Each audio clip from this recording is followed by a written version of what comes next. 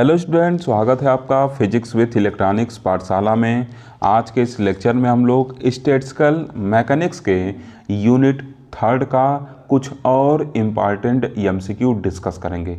Okay, unit third आपके syllabus में distribution laws करके मेंशन है। ओके, इसके ऊपर हम लोग ऑलरेडी एक वीडियो देख चुके हैं एमसीक्यू का। ओके, तो उसको आप पार्ट फर्स्ट कर दीजिएगा, ठीक है। और आज जो वीडियो बना रहा हूँ यूनिट थर्ड के एमसीक्यू पे, इसको आप पार्ट सेकंड मान लीजिएगा। इतना चीज़ क्लियर। अब देखिए क्वेश्चन को स्टार्ट करते हैं। तो सबसे पहला क्वेश्चन आपको स्क्रीन पे दिख रहा है, कह रहा है कि the particle obeying Maxwell Boltzmann statistics are. कह रहा है कि जो पार्टिकल मैक्सवेल बोल्ट्जमैन स्टैटिक्स को ओबे करते हैं वो चारों ऑप्शन में से कौन से पार्टिकल होंगे। तो अगर आप देख रहे होंगे तो ए नंबर ऑप्शन दिया है आइडेंटिकल एंड डिस्टिंग्विशेबल। तो हम लोग को पहला ऑप्शन ही क्या हो गया, करेक्ट मिल गया। ठीक, जब Maxwell Boltzmann statics, Bose-Einstein statics और फर्मी-डिराक स्टैटिक्स पढ़ाया था तो सब कुछ बताया था उसमें। ठीक, तो मैक्सवेल बोल्ट्जमैन स्टैटिक्स के केस में हम लोग क्या पढ़े थे कि जो पार्टिकल होने चाहिए वो क्या होने चाहिए, आइडेंटिकल होने चाहिए और डिस्टिंग्विशेबल होना चाहिए, मतलब जिनको हम सेपरेट कर सकें। ठीक, तो ए नंबर ऑप्शन क्या होगा आपका, करेक्ट होगा। ओके, अब सेकेंड नंबर क्वेश्चन देखिए क्या कर रहा है। सेकेंड नंबर क्वेश्चन कर रहा है कि the particle obeying Maxwell Boltzmann statistics are. कह रहा है कि नीचे चार ऑप्शन दिए गए हैं, बता दीजिए कि इसमें से कौन सा पार्टिकल जो है मैक्सवेल बोल्ट्जमैन स्टैटिक्स को ओबे करेगा। तो देखिए पीछे हम लोग एग्जाम्पल में पढ़े थे कि गैस मालिक्यूल, तो ऑक्सीजन क्या है, गैस है। तो इसका मतलब क्या होगा, जो ऑक्सीजन के मालिक्यूल होंगे वो मैक्सवेल बोल्ट्जमैन स्टैटिक्स को ओबे करेंगे। तो ए नंबर ऑप्शन क्या होगा आपका, करेक्ट होगा। ओके, अब देखिए थर्ड नंबर क्वेश्चन क्या कर रहा है। थर्ड नंबर क्वेश्चन कर रहा है कि फर्मियान्स हैव अ स्पिन वैल्यू। तो फर्मियान्स का जो स्पिन वैल्यू होता है क्या होता है, हाफ इंटीग्रल होता है। ठीक, तो मतलब कि हाफ रखते हैं या 3/2 रखते हैं या 5/2 रखते हैं। तो अगर ऑप्शन देखा जाए अच्छे से तो ऑप्शन में हाफ वैल्यू दिया है, तो बी नंबर ऑप्शन को क्या करेंगे, करेक्ट मान लेंगे। ओके, अगर आप मेरे वीडियो को देखे होंगे तो ये सब आपके लिए खिलवाड़ लग रहा होगा, बस खेलना है। नहीं देखे होंगे तो फिर यही सब कुछ है आपके लिए। अब देखिए फोर्थ नंबर क्वेश्चन, देखिए बगल में हिंदी भी है, तो अगर इंग्लिश में कन्फ्यूजन हो तो हिंदी पढ़ के भी क्वेश्चन को समझ सकते हैं। ठीक, जैसे आपके पेपर में हिंदी इंग्लिश दोनों आता है, कुछ वैसा ही फॉर्मेट आज मैं आपके लिए लेकर आया हूँ। ओके, अब देखिए फोर्थ नंबर क्वेश्चन करा कि in how many ways two particles can be arranged in 3 phase cell according to Bose Einstein statistics. देखिए कल हम लोग एक क्वेश्चन किए थे, उसमें क्या था, दो पार्टिकल था ए और बी। ठीक, दो पार्टिकल था ए और बी, इसको हम लोग 3 फेज सेल में क्या किए थे, अरेंज किए थे। तो टोटल 9 तरीके का अरेंजमेंट मिला था। तो ए बी दोनों क्या थे, देखिए दोनों को हम सेपरेट कर सकते हैं, कह सकते हैं कि भाई ये ए है ये बी है। लेकिन जब वही केस हम लोग को बोस-आइंस्टीन स्टैटिक्स में मिल जा रहा है तो इसका मतलब क्या है, पार्टिकल को हम लोग सेपरेट नहीं कर सकते हैं। क्यों, क्योंकि बोस-आइंस्टीन स्टैटिक्स का कंडीशन क्या है कि जो पार्टिकल होगा वो आइडेंटिकल होगा और इनडिस्टिंग्विशेबल होगा। ये कंडीशन है जिसका नाम हम लोग पार्टिकल को आपस में डिस्टिंग्विश नहीं कर सकते, अर्थात सेपरेट नहीं कर सकते। ठीक, अब इसको क्या करना है, अरेंज करना है। कितने, 3 तरीके के सेल में। तो देखिए मैं फिगर ड्रा करता हूँ, आप समझने का कोशिश करिएगा। देखिए एक फिगर सिंपली बॉक्स बना के कोशिश कर रहा हूँ आपको समझाने का, हो सके आप समझ जाएं। ऐसे बॉक्स बना रहे हैं। ठीक, देखिए पहले क्या हो सकता है कि दोनों, सबसे पहले क्या हो सकता है कि दोनों पार्टिकल क्या रहे हैं, एक ही बॉक्स में रहें। ठीक, फिर क्या हो सकता है कि दोनों पार्टिकल दूसरे वाले बॉक्स में रहें। फिर क्या हो सकता है कि दोनों पार्टिकल तीसरे वाले बॉक्स में रहें। 3 हम लोग को पॉसिबल अरेंजमेंट मिल गया। फिर क्या हो सकता है कि एक पार्टिकल क्या हो, इस वाले बॉक्स में हो, एक पार्टिकल क्या हो, इस वाले बॉक्स में हो। ठीक, आगे और हम लोग बनाए अगर इसको,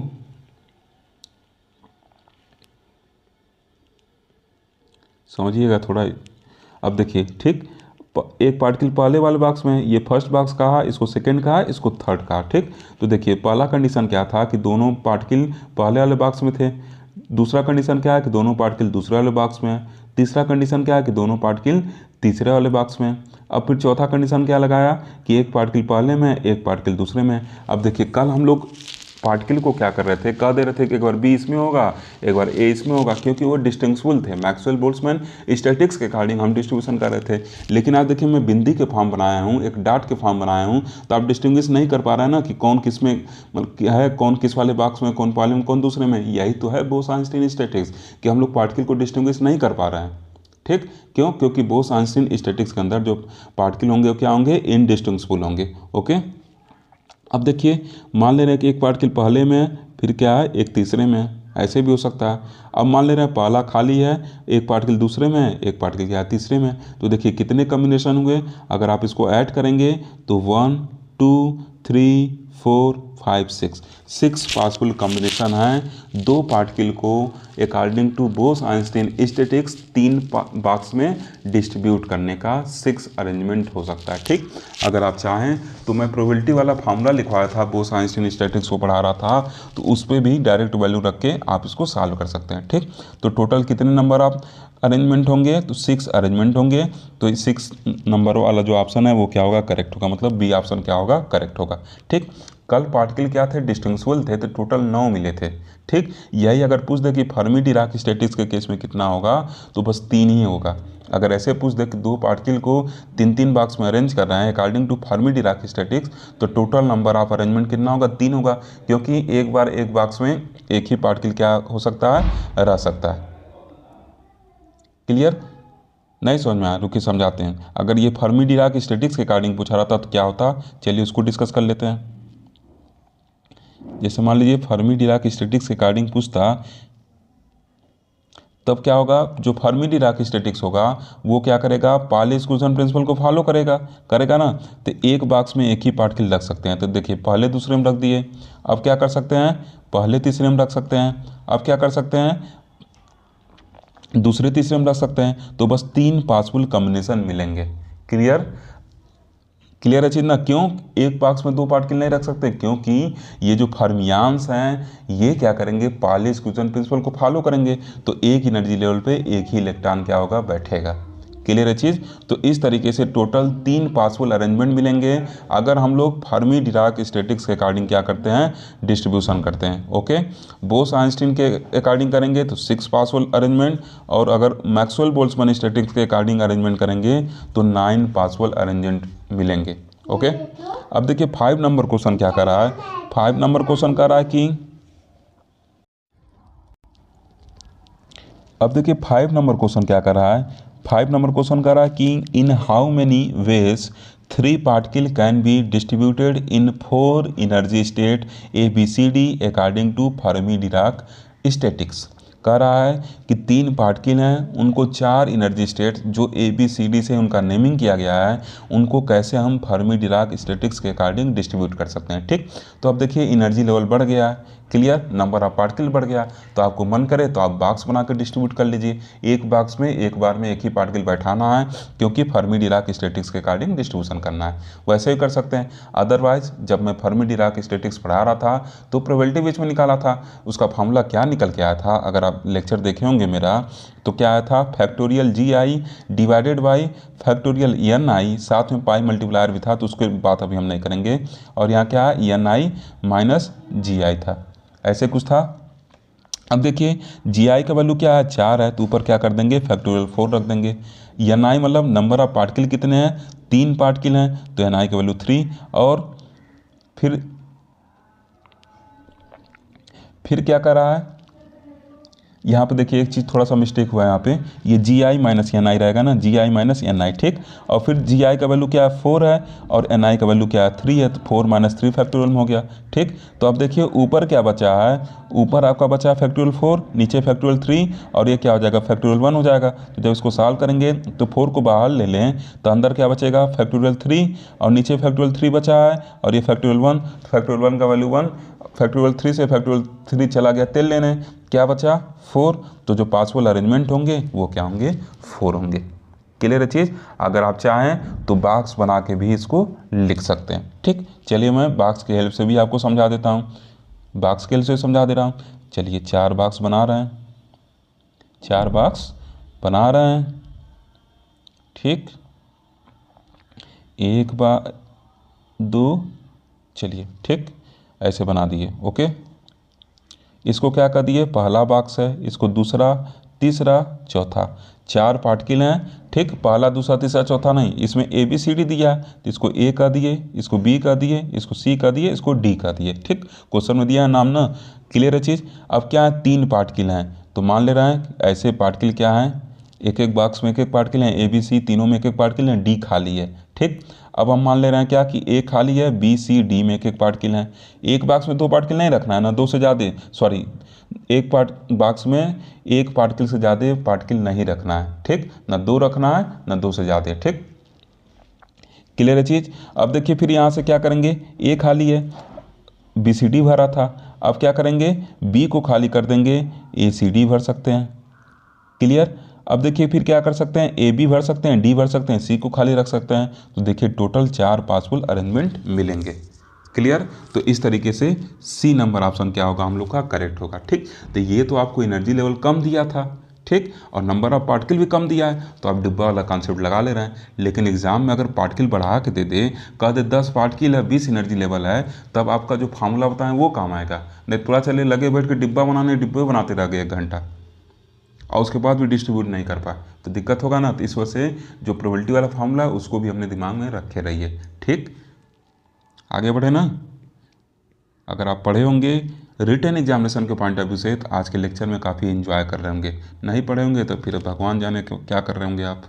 अब देखिए 6 नंबर क्वेश्चन कर रहा है कि according to which statistics the energy at absolute zero can not be zero, Fermi Dirac statistics. जब चौथा चैप्टर पढ़ा रहा था तो आपको एक कॉन्सेप्ट बताया था फर्मी एनर्जी लेवल का। और फर्मी एनर्जी लेवल क्या होता है, मेटल के अंदर वह एनर्जी लेवल होता है जो एब्सोल्यूट जीरो टेम्परेचर पे होता है। इसका मतलब क्या, फर्मी डिराक डिस्ट्रीब्यूशन में हम ये कह सकते हैं कि एब्सोल्यूट जीरो टेम्परेचर पे भी इलेक्ट्रॉन के अंदर एनर्जी होता है।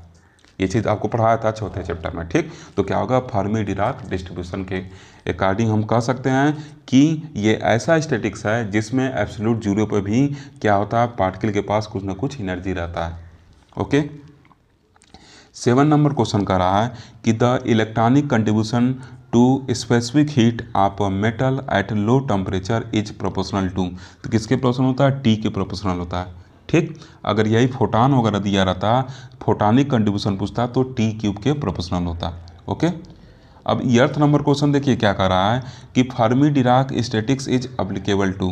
कह रहा है कि फर्मी डिराक स्टैटिक्स किसके लिए एप्लीकेबल है, तो किसके लिए एप्लीकेबल है, फर्मियान्स के लिए एप्लीकेबल है। तो सी नंबर ऑप्शन क्या होगा, करेक्ट होगा। ओके, 9 नंबर क्वेश्चन देखिए, आप बगल में हिंदी भी पढ़ सकते हैं। ओके, मैं सोचा आज आपके लिए हिंदी भी साथ में लेकर आऊँ ताकि आपको लगे कि आप पेपर का अपना क्वेश्चन सॉल्व कर रहे हैं। अब देखिए 9 नंबर क्वेश्चन क्या कर रहा है कि an assembly has 2 particle which are to be arranged in 2 phase cell. ठीक, कह रहा है कि 2 पार्टिकल का असेंबली है जिनको 2 फेज सेल में अरेंज कर रहे हैं। तो कह रहा है कि what is possible number of arrangement in Maxwell Boltzmann statics. तो कह रहा है कि मैक्सवेल बोल्ट्जमैन स्टैटिक्स के अकॉर्डिंग कितने पॉसिबल अरेंजमेंट होंगे।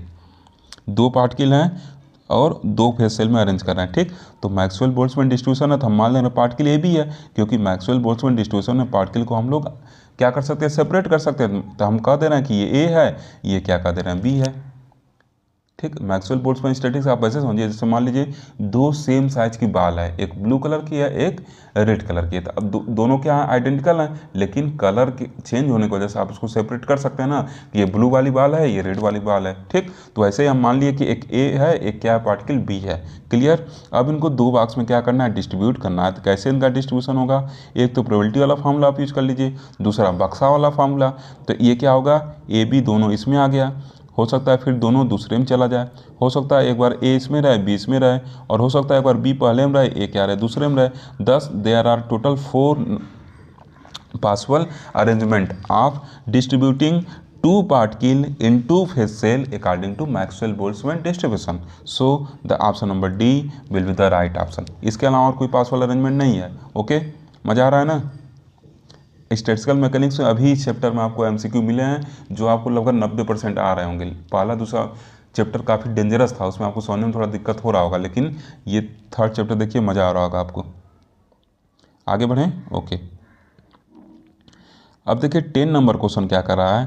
10 नंबर क्वेश्चन कर रहा है कि the average energy of an electron in free electron gas is, इसको मैं डिराइव कराया हूँ, बताया हूँ कि ये 3/5 टाइम्स होता है फर्मी एनर्जी लेवल के।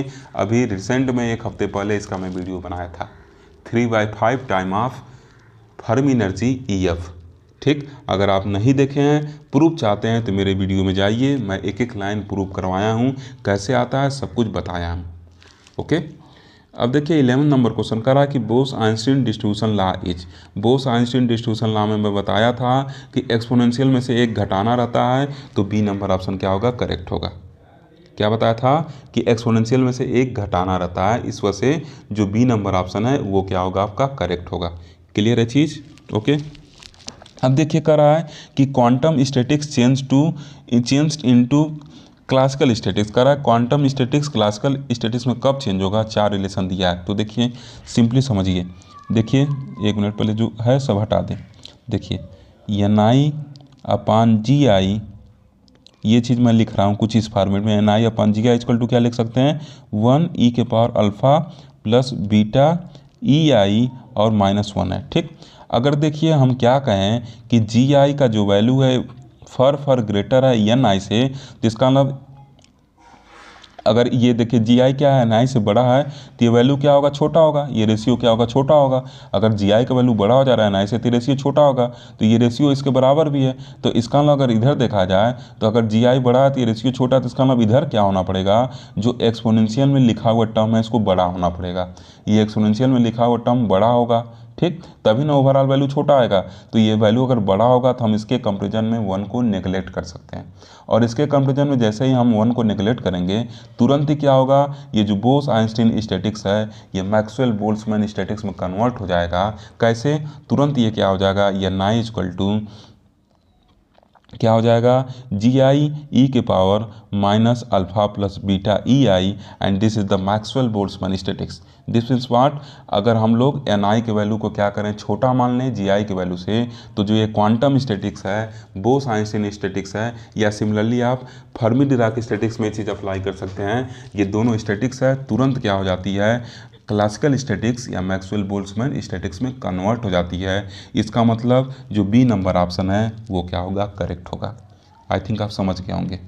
ठीक, जब Gi का वैल्यू क्या हो, फर ग्रेटर हो Ni से, उस कंडीशन में जो क्लासिकल क्वांटम स्टैटिक्स होता है वो क्लासिकल स्टैटिक्स को अप्रोच करने लगता है। मतलब उस कंडीशन में फर्मी डिराक स्टैटिक्स और बोस आइंस्टीन स्टैटिक्स दोनों क्या होते हैं, मैक्सवेल बोल्ट्जमैन स्टैटिक्स में कन्वर्ट हो जाते हैं। क्लियर? तो 12 का बी नंबर ऑप्शन क्या होगा, करेक्ट होगा। शायद आप मेरा बात समझ गए होंगे। ठीक, मैथ के स्टूडेंट थे तो आप समझ ही रहे हैं कि जब वैल्यू बड़ा रहेगा तो छोटे वैल्यू क्या करेंगे, निगलेक्ट कर देंगे। तो भाई जब एक्सपोनेंशियल वाला वैल्यू बड़ा रहेगा तो उसके कंपेरिजन हम क्या करेंगे, जो 1 का वैल्यू चाहे घटाएं उसमें से, बड़े वैल्यू में से छोटा वैल्यू घटाइए या जोड़िए, कोई फर्क नहीं पड़ने वाला। तो इसका मतलब वो स्टैटिक्स क्या होगा, तुरंत किस में कन्वर्ट हो जाएगा, मैक्सवेल बोल्ट्जमैन स्टैटिक्स में, और वही क्या होता है, क्लासिकल स्टैटिक्स होता है। ठीक, तो इस तरीके से हम कह सकते हैं कि क्वांटम स्टैटिक्स से क्लासिकल स्टैटिक्स में जाने के लिए जो Gi का वैल्यू है वो Ni से बड़ा होना चाहिए। ठीक ना, चलिए ठीक। अब देखिए 13वां क्वेश्चन क्या कर रहा है कि Maxwell Boltzmann statistics is applicable to. कह रहा कि मैक्सवेल बोल्ट्जमैन स्टैटिक्स किसके लिए अप्लीकेबल है। तो जो मैक्सवेल बोल्ट्जमैन स्टैटिक्स है, 13वां क्वेश्चन आप देख रहे होंगे, तो किसके लिए है, बोसान के लिए नहीं है, फर्मियान्स के लिए नहीं है, फोटॉन के लिए नहीं है। नन ऑफ दीज वाला ऑप्शन क्या होगा, करेक्ट होगा। ओके, अब देखिए 14वां क्वेश्चन कर रहा है कि Fermi Dirac distribution function is Ni is equal to. Fermi Dirac distribution function में Ni इक्वल टू क्या होता है। ठीक, तो देखिए इसमें आपको सिंपली क्या करना रहता है, 1 को ऐड करना रहता है। तो यहाँ क्या करिएगा, 1 को ऐड करना है एक्सपोनेंशियल टर्म में, तो ये सी नंबर ऑप्शन क्या होगा, करेक्ट होगा। ठीक, थोड़ा सा आपको कन्फ्यूजन हो रहा होगा, इसके आगे जो कांस्टेंट रहता है वो नहीं दिया है। ठीक, e⁴ प्लस बीटा I ये नहीं दिया है। ओके, तो अगर एग्जाम में ऐसा ऑप्शन आता है तब सी को ही करेक्ट मारिएगा। ठीक, इसमें वास्तव में e⁴ प्लस बीटा EI होना चाहिए था। ठीक ना, क्लियर? चलिए वेरी गुड। अभी क्वेश्चन काफ़ी ज़्यादा हैं इसमें, 38 क्वेश्चन का सीरीज है ये पूरा आपका। अब देखिए 15वां क्वेश्चन कर रहा है कि the number of ways in which 4 fermions can be distributed in 5 cell. अब देखिए नंबर ऑफ फर्मियान्स भी बढ़ गया है, नंबर ऑफ सेल भी बढ़ गया है, तो अब आपके लिए क्या होगा, बक्सा वाला सिस्टम काम नहीं आएगा, कुछ बहुत टाइम लगेगा। तो हम लोग डायरेक्ट क्या करेंगे, फार्मूला लगाएंगे। फार्मूला क्या बताया था मैं, ऊपर क्या रहता है फैक्टोरियल जी आई और नीचे क्या रहता है एन आई और फिर फैक्टोरियल में और फिर क्या रहता है फैक्टोरियल में जी आई माइनस एन आई रहता है। तो जी आई नंबर ऑफ सेल, आई ओ को हटाइए, इस फालतू में परेशान कर रहा है, आई ओ को हटाते हैं, डिस्टर्ब कर दे रहा नहीं, आई से कह दिए जाओ घर, जी हो गया ऊपर, नीचे फैक्टोरियल एन और यहाँ जी माइनस एन कर दिए। ठीक, क्लियर। वहाँ समेशन लगाए थे तो आई वगैरह लगाए थे, वो आप वीडियो मेरा देखे होंगे तो आपको इतना तो समझ में आ रहा होगा। अब देखिए जी क्या है, नंबर ऑफ सेल है, तो क्या कर रहा है 5 सेल में डिस्ट्रीब्यूट हो रहा है, मतलब जी का वैल्यू क्या होगा 5, तो फैक्टोरियल 5 ऊपर हो गया। अब कर रहा है कितने पार्ट के लिए 4 फर्मियान से, एन का वैल्यू क्या हो गया 4। अब फिर क्या करेंगे 5 माइनस 4 कर देंगे। ठीक, तो ऊपर फैक्टोरियल 5 है तो 5 फैक्टोरियल 4 लिख सकते हैं ऊपर, नीचे फैक्टोरियल 4 बैठा हुई है। ठीक, और ये क्या फैक्टोरियल 1 हो जाएगा, तो फैक्टोरियल 1 का वैल्यू 1। अब नीचे फैक्टोरियल 4 है, ऊपर फैक्टोरियल 4 है, नीचे वाला फैक्टोरियल 4 ऊपर वाले फैक्टोरियल 4 को क्या करेगा डस्ट लेगा, वो चला गया। ठीक, तो क्या बचेगा 5 बचेगा। ठीक, तो इस वजह से 15 नंबर क्वेश्चन का क्या होगा, सी नंबर ऑप्शन जो होगा वो करेक्ट होगा। अगर आपको मन करे, आप कह रहे होंगे नहीं सर हम बॉक्स वाला सिस्टम लगाएंगे, तो बैठ के लगाइए बॉक्स वाला सिस्टम, उससे भी क्या होगा 5 ही आएगा। क्लियर। ये तो फर्मी दे दिया तो 5 आप निकाल लेंगे बॉक्स वाला लगा के। अगर यहीं गलती से मैक्सवेल बोल्ट्जमैन स्टैटिक लिख दे कि 4 पार्टिकल को 5 सेल में डिस्ट्रीब्यूट करे, तो बॉक्स वाला सिस्टम आपका चला जाएगा तेल लेने।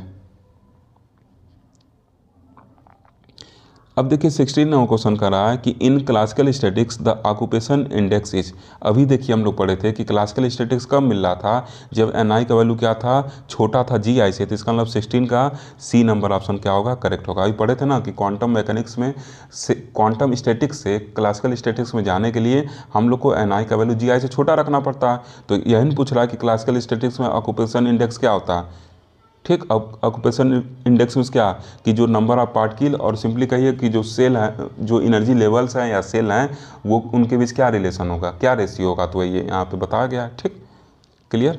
अब देखिए 17 नंबर क्वेश्चन कर रहा है कि the Maxwell Boltzmann distribution function is. Maxwell Boltzmann distribution function is तो क्या होता है, तो आपको बताया गया था ए नंबर ऑप्शन करेक्ट होगा। ए ई के पावर माइनस ई अपान के टी होता है, के टी 1 अपान के टी की जगह बीटा भी आ सकता है। ठीक, तो 17 का क्या हो जाएगा, ए नंबर ऑप्शन करेक्ट होगा। ए नंबर लगाया हूँ, ठीक, जैसे लग रहा है सी पे लगा दिए, नहीं, ए नंबर ऑप्शन क्या है करेक्ट है। ओके, अब देखिए 18 नंबर क्वेश्चन कर रहा है कि Bose Einstein distribution function is. कितने बार पूछोगे, क्या होगा बी नंबर ऑप्शन इसका करेक्ट होगा। सॉरी ए नंबर ऑप्शन करेक्ट होगा, बी में +1 है ना तो फर्मी डिराक हो जाएगा। ठीक, ये क्या होगा ए नंबर ऑप्शन आपका करेक्ट होगा। क्लियर, आगे बढ़े।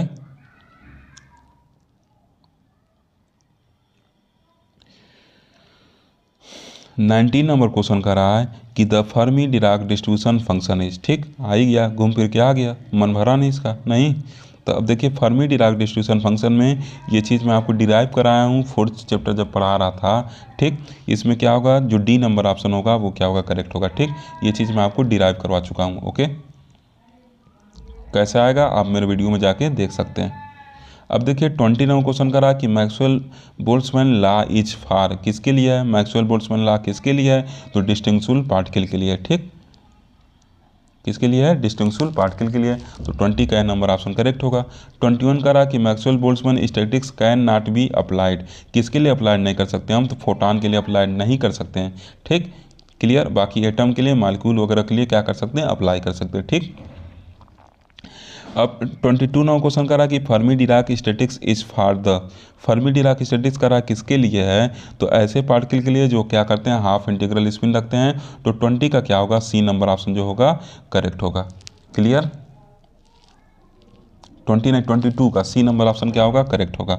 ओके, 23 नंबर क्वेश्चन देखिए क्या कर रहा है कि the difference between fermions and boson is that boson do not obey Pauli exclusion principle while fermions obey Pauli exclusion principal.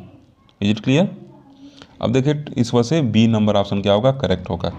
24 देखिए करा Bose Einstein statistics is for, करा कि बोस आइंस्टीन स्टैटिक्स किसके लिए है, नीचे दिया गया। तो ऐसे पार्टिकल के लिए हैं जो क्या करते हैं, इंटीग्रल स्पिन रखते हैं। इसका मतलब इसका डी नंबर ऑप्शन करेक्ट होगा।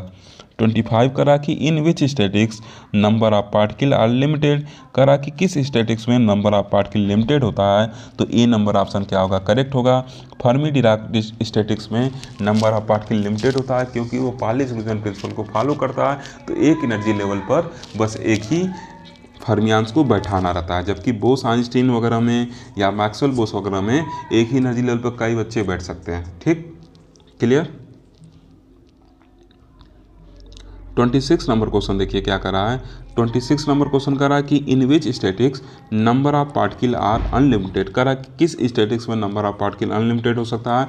तो इसमें मैक्सवेल बोल्ट्जमैन स्टैटिक्स में नंबर ऑफ पार्टिकल क्या हो सकता है आपका, अनलिमिटेड हो सकता है। ठीक, तो सी नंबर ऑप्शन करेक्ट होगा। मैक्सवेल बोल्ट्जमैन और साथ में आप बोस आइंस्टीन भी कर लीजिएगा। ठीक, सी नंबर में देखिए छूटा हुआ है ये एम बी और ऐसे ऑप्शन होना चाहिए बी स्टैटिक्स। ठीक, तो सी नंबर ऑप्शन क्या होगा, करेक्ट होगा। दोनों में हम लोग क्या कर सकते हैं, लिमिटेड नहीं रहता है, एक एनर्जी लेवल पे कई सारे पार्टिकल बैठ सकते हैं। ओके, तो सी नंबर ऑप्शन थोड़ा सा मिसप्रिंट है, Maxwell Boltzmann and Bose Einstein statics होना चाहिए। ओके, अब देखिए 27 नंबर क्वेश्चन क्या कर रहा है कि which condition are required for Fermi Dirac statistics. Fermi Dirac statistics के लिए कौन सा कंडीशन रिक्वायर्ड है, तो ये क्वेश्चन मैं आपको करवाया हूँ। ए नंबर ऑप्शन क्या होगा आपका, करेक्ट होगा। ठीक, ये जब पास्टोरियल लिखवाया था फर्मी डिराक स्टैटिक्स में तो ये बताया था।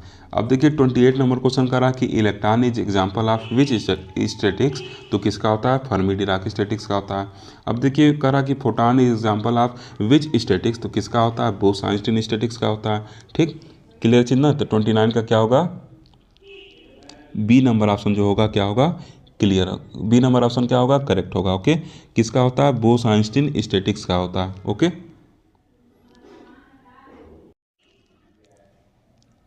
अब देखिए 39 क्वेश्चन क्या कर रहा है कि in Bose Einstein statistics particle have spin, कह रहा है कि बोस आइंस्टीन स्टैटिक्स में पार्टिकल का क्या स्पिन होता है, तो इंटीजर स्पिन रखते हैं। ठीक, और साथ में जीरो भी, 0 1 2 3 ऐसे होता है। ठीक, क्लियर।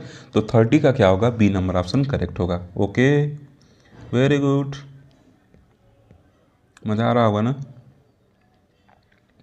अब देखिए 31 क्वेश्चन करा है कि विच स्टैटिक्स फॉलो क्वांटम स्टैटिक्स, तो पहला वाला ऑप्शन फॉलो करेगा, फर्मी डिराक स्टैटिक्स और बोस आइंस्टीन स्टैटिक्स। ठीक, अब देखिए 32 नंबर क्वेश्चन कर रहा है कि the Maxwell Boltzmann statics law is given by the expression, किस एक्सप्रेशन से एम बी ला दिया जाएगा। ठीक, तो किससे दिया जाएगा, तो देखिए इसमें 32 नंबर क्वेश्चन जो है इसका सी नंबर ऑप्शन क्या होगा, करेक्ट होगा। ठीक, ई के पावर, ये देखिए बीटा का वैल्यू क्या होता है, 1/kT होता है। ठीक, तो उसी को ई बाई के टी फॉर्म लिख दिया है। ओके, क्लियर है चीज़।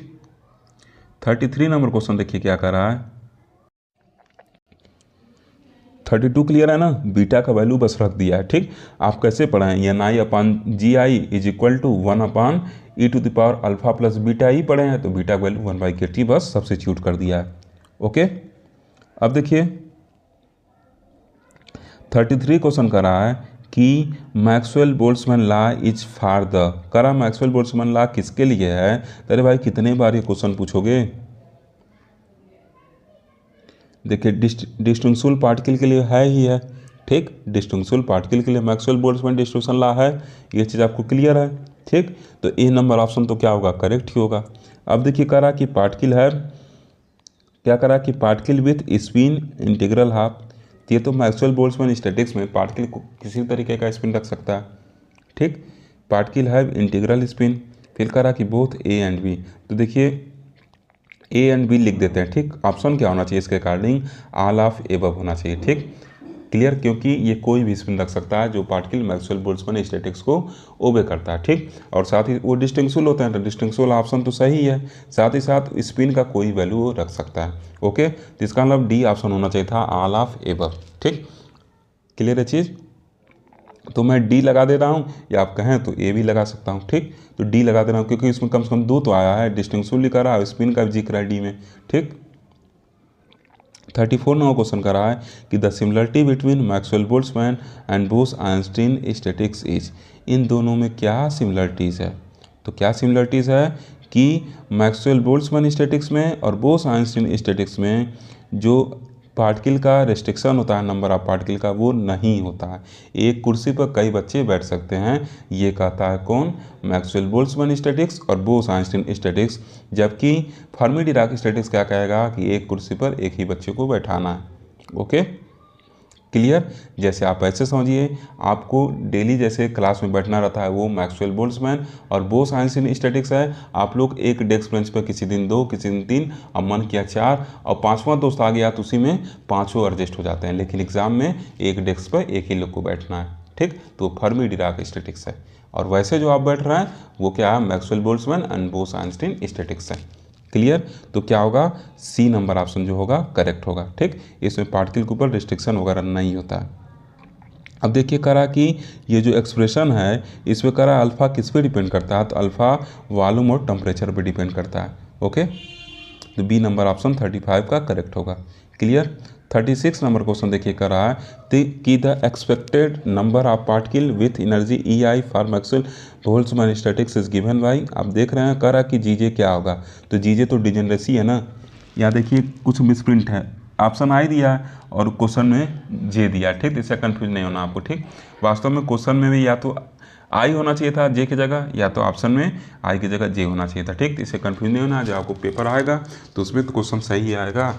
ओके, अगर गलत भी आता है तो आपको, अगर क्वेश्चन मान लीजिए सेम ऐसे ही आता है तब भी आपको बी नंबर ऑप्शन लगाना है। ठीक, ये GI क्या होता है, डिजेनरेसी होता था कि दिए गए एनर्जी लेवल में कितने एनर्जी लेवल हैं। जैसे आपके क्लास में कितना डेस्क बेंच है, वो क्या बताएगा, आपका डिजेनरेसी बताएगा। ठीक, ये चीज़ मैं वीडियो बनाते टाइम अच्छे सब समझा चुका हूँ कि जी क्या है, ई क्या है, एन क्या है।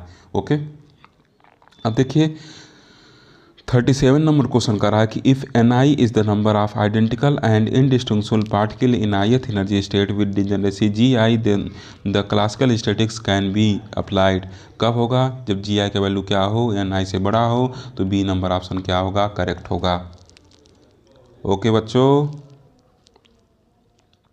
अब देखिए 38 नंबर क्वेश्चन क्या कर रहा है, और आज के इस वीडियो का अंतिम प्रश्न है। कर रहा 38 नंबर क्वेश्चन कि the number of possible arrangement of 2 fermions in 3 cell. लाइए भाई, आपका डिब्बा वाला ही बना देते हैं। ये तो कहेंगे कि सर तो डिब्बे बनाना भूल गए, बना दे रहे हैं। ठीक, आप भी खुश रहिए। 2 पार्टिकल हैं, 3 डिब्बा है, मान लेते हैं पहले का डिब्बा है, दूसरा का है, तीसरा का डिब्बा है। तो 2 पार्टिकल करना है, तो एक पार्टिकल यहाँ ले लिए, एक पार्टिकल यहाँ ले लिए, तीसरा को खाली कर दिए। तो अब दूसरी बार तीसरा कहेगा नहीं, अब हम खाली नहीं रहेंगे, अब पहला को खाली करो, तो दूसरा तीसरा में बढ़ गया। पहला कहेगा नहीं, ज़्यादा देर तक हम खाली नहीं रह सकते, तीसरा भी खाली हो गया, तो अब क्या करो, दूसरे को खाली कर दो। तो क्या हो गया, देखिए 3 पॉसिबल अरेंजमेंट मिलना है। ठीक, इसका मतलब क्या होगा, सी नंबर ऑप्शन क्या होगा, करेक्ट होगा। इसके अलावा और कोई पॉसिबल अरेंजमेंट नहीं हो सकता। क्लियर। तो इस तरीके से हम लोग 38 क्वेश्चन आज के इस पार्ट 2 वाले वीडियो में देख लिए। अगर आपको वीडियो पसंद आए तो ज़रूर लाइक करिए, अपना वैल्यूएबल फीडबैक भी ज़रूर दीजिए। ठीक, थैंक यू फॉर वॉचिंग।